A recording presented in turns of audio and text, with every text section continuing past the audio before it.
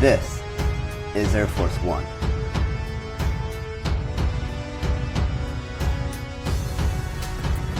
The presidential restroom has a dual vanity, toilet, and of course the shower. Once we move forward into the living space, we can start to see a little bit more detail. As we start to move aft, we can see the president's office. This modest-sized room has a desk and of course the always needed coffee mug. From the other side you can see the full-length sofa along with some fine art. The president also gets 2 lamps in his office as well. Adjacent to that is the onboard medical facilities. This room is fully stocked with medical supplies and even features a fold-down operating table in case of an emergency.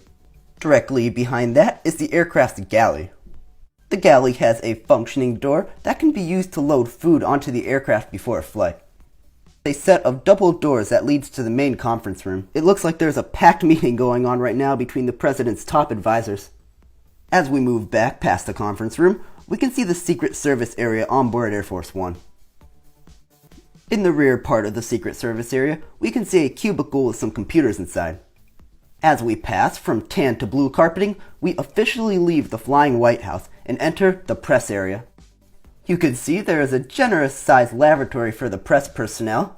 Similar to the Secret Service, press members get a large seating area to be able to converse. The press area is fitted with plush business class seats for those long international flights. In the very back of the aircraft, you can see a founding father drinking out of a coffee mug. Press personnel board through their own set of air stairs at the back of the aircraft. These function the exact same way as the air stairs at the front of the plane.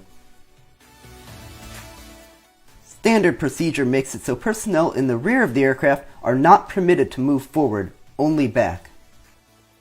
The roof of the cockpit can be removed, showing a detailed flight deck. You can see the flight engineer crammed in the back there too.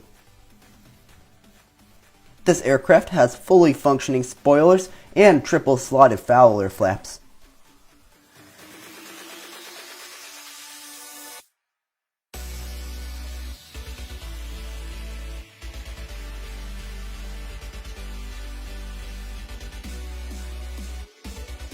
Incorporating functioning flaps into my models is always the top priority.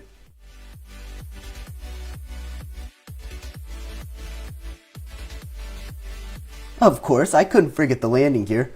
This monster stands on 18 tires and has a complicated retracting mechanism.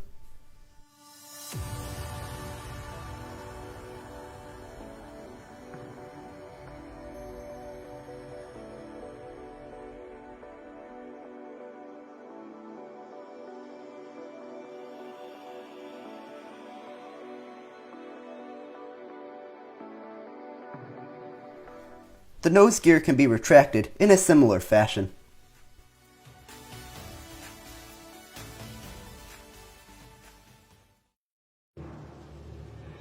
This is by far the largest model I've ever made. Being built in the wake of its predecessor gave it a mission to be the best it could possibly be. This challenged my knowledge about building LEGO aircraft from structural failures all the way to tiny interior details.